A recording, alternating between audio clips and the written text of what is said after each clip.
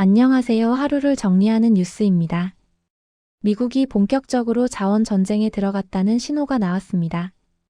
이번에 발표된 정책은 단순한 산업 지원책이 아니라 미중 패권 경쟁의 판을 바꿀 수 있는 전략적 결정으로 평가됩니다. 도널드 트럼프 미국 행정부는 히토류를 포함한 핵심 광물을 국가 차원에서 대규모로 비축하는 계획, 이른바 프로젝트 볼트를 공식 발표했습니다. 투입되는 금액은 무려 120억 달러, 우리 돈으로 약 17조 원이 넘는 규모입니다. 이 프로젝트의 목적은 명확합니다.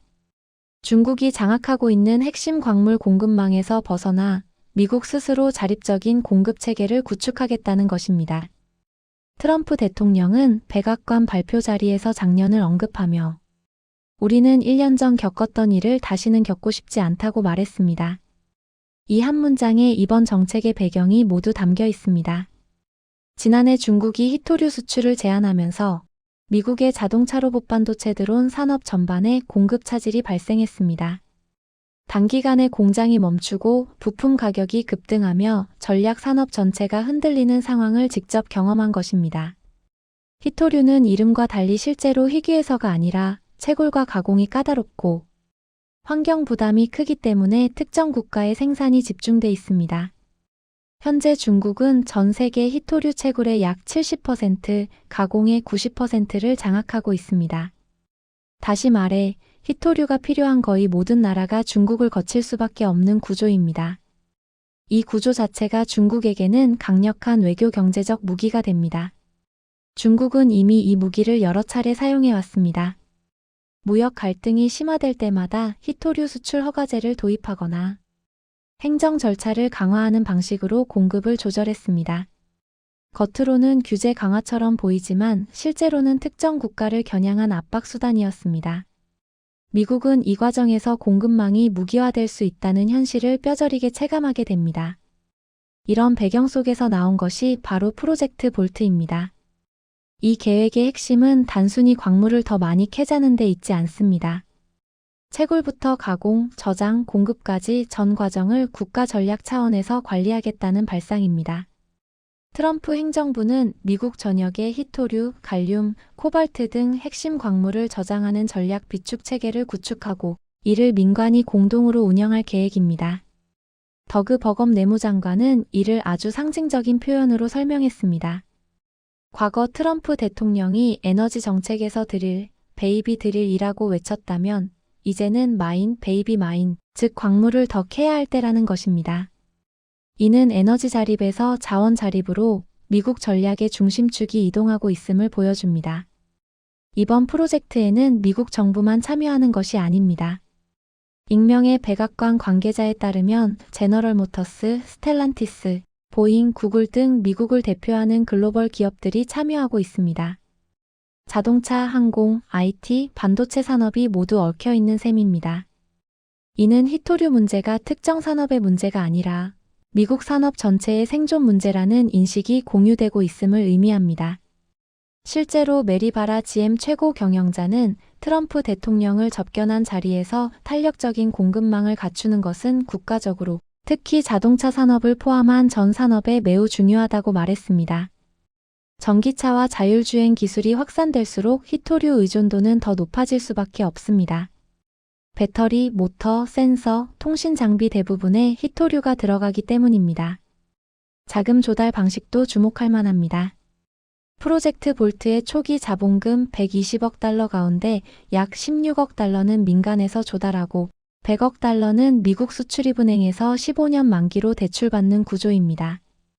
이는 정부가 전면에 나서되 민간 기업의 참여와 책임도 함께 묶어두겠다는 설계입니다. 국가 안보와 산업 경쟁력을 동시에 고려한 구조라고 볼 수 있습니다. 이미 트럼프 행정부는 이와 유사한 움직임을 시작한 바 있습니다. 히토류 채굴업체 MP 머티리얼스의 지분 4억 달러를 확보했고 USA 히토류에는 13억 달러의 대출을 제공했습니다. 이번 프로젝트 볼트는 이런 개별 대응을 하나의 거대한 전략으로 통합한 결정판에 가깝습니다. 여기서 중요한 포인트는 비축이라는 개념입니다. 뉴욕타임스는 프로젝트 볼트의 핵심 목표를 이렇게 설명합니다.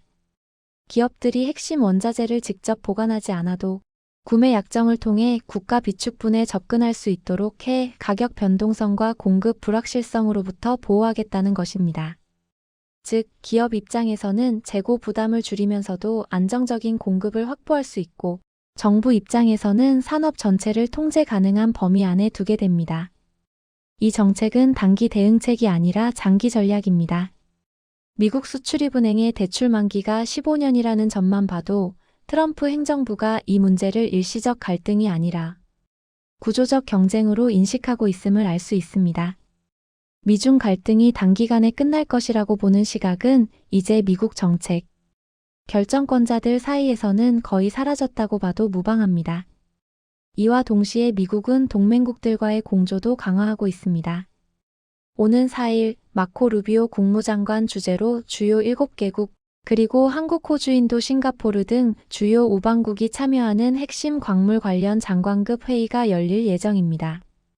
이는 미국 혼자만의 문제가 아니라 중국 중심 공급망에서 벗어나려는 국가들의 공동 과제라는 메시지이기도 합니다. 한국 입장에서 이 움직임은 매우 중요합니다. 한국 역시 반도체, 배터리, 전기차 산업에서 희토류와 핵심 광물 의존도가 높습니다. 미국이 주도하는 새로운 공급망 체계에 어떻게 참여하느냐에 따라 한국 기업들의 기회와 부담이 동시에 달라질 수 있습니다.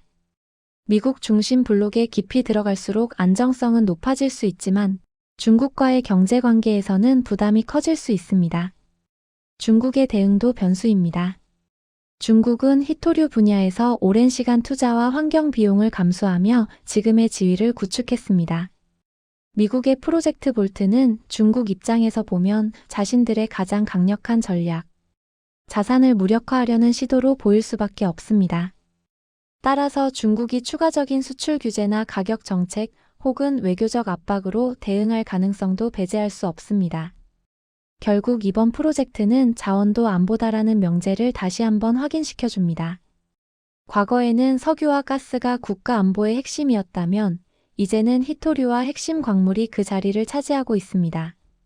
전쟁의 형태가 총과 미사일에서 공급망과 자원으로 옮겨가고 있는 것입니다.